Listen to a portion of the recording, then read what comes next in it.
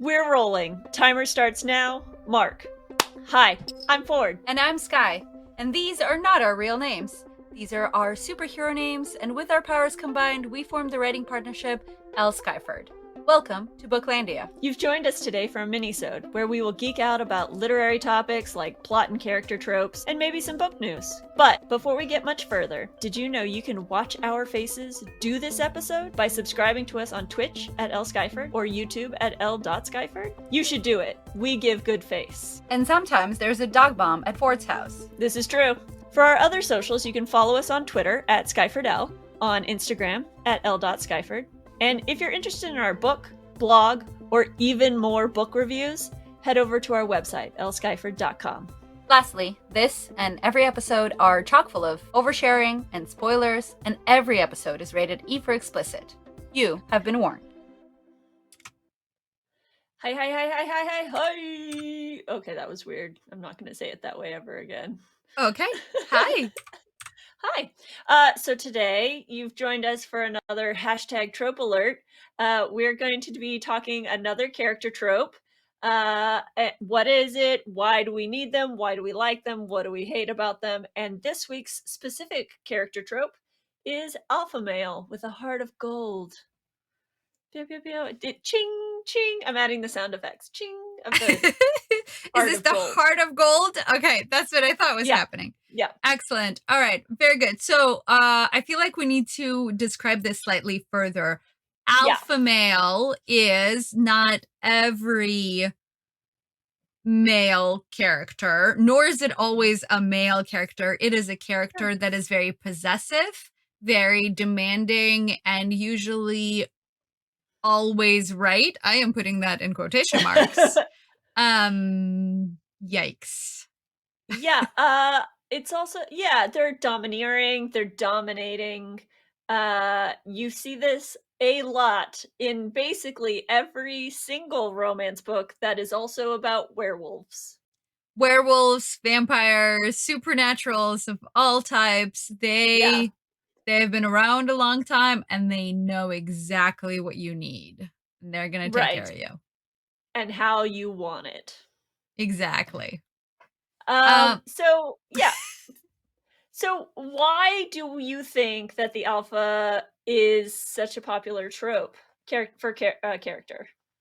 Well, because if you're seeking a romance novel as an escape, the implication of an alpha, of someone who's going to take full control of you, is very similar to the implications of being a submissive. Someone makes every decision for you. They take care of you physically and emotionally and financially, and all you got to do is show up. And what's not right? Show up and put out. What's not to like? Right? I think that's why it's so appealing, because here is this person, right? The implication of the word alpha male, or the words alpha male, is that not only is this person going to take care of you and push you around, but they're also the top of their food chain, right? They are the most successful or the scariest werewolf / vampire. They are the most advanced creature in their own hierarchy, right? So not only are they going to take care of you, but they are going to protect you, and they are gonna there's no one that's gonna knock them off their pedestal. So I think that's where the appeal is. Yeah, I think protection is a bigger slice of that than, at least in my opinion, than the submissive part of it. There's a lot of patriarchy baked into this, but which is my con for it. But it's nice to not have to worry about shit. So I think that is maybe also the appeal, is like, when the alpha male is going to protect you, take care, make sure you're okay, or alpha person. And that is an escape for some people, because outside the book, you got to take care of your shit and your children and your job and all the people you work with, because you're also the caregiver at your workplace, and feed and clothe and wash and laundry. Like, there's a laundry list of literally things to do. when in this book, this character, it's all taken care of, quote unquote, by the alpha. Yeah, so I think that's the big appeal of it. Yeah. Um, yeah. What does Yeah. not work for you in this? Well, it definitely reinforces some gender stereotypes, like alpha male. This comes from a pack animal term. So packs of wolves have an alpha, packs of dogs have an alpha, and you have to show your dominance at all times in your pack. So if humanity is a pack, the alphas are always showing their dominance, which is a very typically male thing to do. And that's just exhausting. Nobody needs that much testosterone in their lives. So that's the reality of it is not sexy. The No, not at fictionality of all. it is. Can be. Yeah. Yes. Does this trope as a thing to read work for you? Yeah. Yep. Yes. This is my dirty truth is yes, it does. Uh, I uh-huh, really uh-huh. like it. I read a lot of paranormal romance, and every time I hear you yelling about "I will own you and possess you in all the ways," I'm like, "That was kinda sexy." Kind of Yeah, into it. this is a trope that the only times I really understand it is in paranormal, and only because I can equate it to essentially animal husbandry. Yeah. And so I sort of forgive it for that. But if it is just humans being humans, then it even Yeah. you know what, even in paranormal, an overly possessive cock, truly. I mean that in the way they behave, not in the things that they have on their bodies, is just a giant turn off for me. And so Mm. it makes me want to punch him in the groin, and that is not a good reaction to a character. So this trope So, does not work for me at all. I will say the times when I most appreciate the trope is when the other love interest is like, "Stop being a dick," like, pushes back, is the fighter. We were talking about Mating the Huntress is on this Yes. list. So Luke and Chastity, I think is her name, she is always fighting him and pushing against his, werewolf alpha nature. That is always very enticing when I'm watching a female character stand up to somebody who everyone else cowers against. Yeah. That I do agree with that. I think that does make for a very interesting pair when the person who is the love interest for the alpha male, the part where the heart of gold comes out, that part is Mhm. usually really interesting if that person is so essentially the implication then is that this person, without being the alpha, actually rises to the same Yeah. emotional preparedness to take care of the world as this other person who is also filled with a bunch of testosterone, Yeah. Agreed. metaphorically or literally. Um, Great. And you kind of touched on it that it's how the heart of gold is revealed, I think.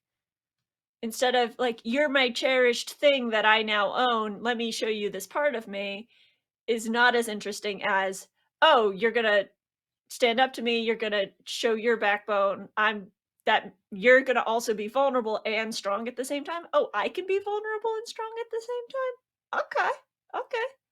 That's cool, that's what I'm into." yes, I think I have a harder time finding those stories than the stories in which Mhm. usually male characters treat women like objects, and that to me Yeah, is the not comfortable thing. yeah, Um, there's a lot of in here. Okay, so we were talking about what could be like an OG alpha male with a yeah. heart of gold story. And I suggested Heathcliff from Wuthering Heights because he Never tells been out. her, yeah, right. He knows what he wants. He knows what she Mhm. wants.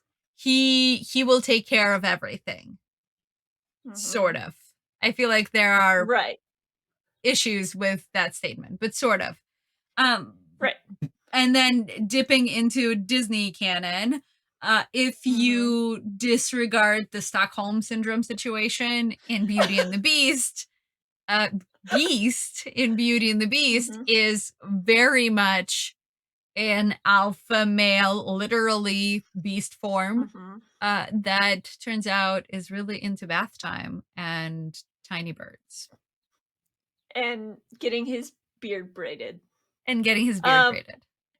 and as you mentioned before we started this episode, Gaston is also an alpha male, so their fight at the climax of the movie, I'm gonna quote the movie because that's my more close reference, is it's just like 2 alpha males duking it out for fucking territory, which is a female, which is very animalistic if you think about it. And So, the and and the also better gross. beast wins. So, Yeah. Yeah, yeah. the more alphaist I alphaed you. Yeah. Yeah. Um, so dipping back into contemporary romance or what are romance books. So we've mentioned pretty much most paranormals have this trope. A lot of paranormals do. Also, a lot of millionaire billionaire stories also have this trope. Just because to be a CEO, to be a millionaire, you got to be the biggest dick in the room, and so And that's there an alpha are trope there. a surprising number of millionaire stories out there. And I to me this is surprising. Mhm. I Okay. understand, and so I feel like that's a separate trope, but I do want to put the millionaire stories into this alpha with a heart of gold uh category. But yeah, I feel like we need to address the why the millionaire story works in a separate episode, teaser, separate episode about the millionaire trope, Okay. because there's a Great. bunch of them. Write that down for when we're definitely doing that, because I do think that there is something it speaks to financial security and to the current economic Mhm. times in a way that is very specific. Um, Yeah. yes. So as we were talking about this, it occurred to me that quite a few Talia Hibberts have this trope in them, the alpha with the heart of Mhm. gold, and both of the Salika Snyders that we've read. So we read Mhm. Take a Chance on Me, which is a short story about a biker gang member slash DEA Spoiler alert! agent. It was in the beginning. I can't with the spoiler, but yes. Uh, so he's very like literally top dog in his organization. Well, I guess literally is going to be for the next Alika Snyder. This one is figuratively a top dog. He is the Mhm. leader or one of the leaders of this biker gang, but turns out he's just trying to get them all arrested. But we Yep. discovered that he's a softie and he likes comic books, Yeah. and cuddles. Comic books and cuddles are really his jam, despite being Hot. like So hot. beefy and tattooed. And Yeah. then in Big Bad Wolf, which is her Sulika Snyder's most recent full-length novel, Joe is a werewolf, and Literally top so he dog. is literally top dog. And also it takes him a while to get to a soft spot. He's a Mhm. hard alpha for a long time, but eventually Mhm. he has a gooey soft center. He So, shows her his delicate underbelly. aw, look at your dog reference. Pew, There pew, we go. pew. There we go. And then in Talia Hibbert, so in Talia Hibbert, I put um on our list, I put The Princess Trap, which is a lot more Mm. complex than I'm really. So it's a millionaire trope because he's a prince, and it is there is a certain amount of BDSM in it. There is a conversation about being submissive and being dominant, and there's a conversation about uh sexual preferences in terms of being heterosexual or bisexual or however each one of them prefers to identify. So there's a lot in the Princess Trap, but he is very like, this is what you want, Mhm. and then he adjusts to what it is that works for both of them rather than what it is that he demands of her. And so I think he fits in this category. Um, Nice. Also, side note, read The Princess Trap because it's packed chock full of tropes. Amazing. Also in Talia Hibbert land, Cash from Mary Inkmas. Mary Inkmas is, as you can tell, a holiday romance. He's a tattoo artist. He owns his own business and runs his own business. And basically, if there's a male who's tattooed, you can guarantee it's an alpha with a heart of gold situation. In a lot of the time. To Mhm. counterpoint that, Talia Hibbert, Chloe Brown, he is tattooed, Yeah. but he's an artist. Sure. Not that Okay. artists Fine. couldn't be alphas, but he is definitely the cinnamon roll. Yeah. Yeah. Yeah. Also, join us for the Yeah. episode about cinnamon rolls. It's coming. Another hint. Another hint dropped. And then lastly in the Talia Hibbert category, Luke from Mating the Huntress, which is a novella of hers, paranormal.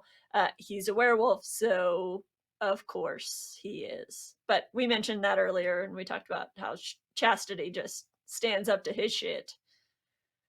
So if you know of any books where there is an alpha, paranormal or otherwise, and there is a romantic interest that stands up to them, I am Mhm. all in to read that. I also want, if anybody out there knows of any female alphas, give me your sapphic alphas. Yes, I would Uh, absolutely I read need, that. I need that twist on a trope. Yes. So, are you, dear audience human, gonna pick up this book now that you've heard our review? Let us know in the comments. Have a suggestion for another review? Slide on into our DMs. If you like this adventure in books or updates on our upcoming projects, please follow, like, save, subscribe, rate, review us on Instagram at l.skyford, on Twitch at lskyford, and on Twitter at skyfordl. Phew. I'm Sky. And I'm Ford. And that's it for this minisode. We will see you next time on Booklandia, where every book is a whole world to explore.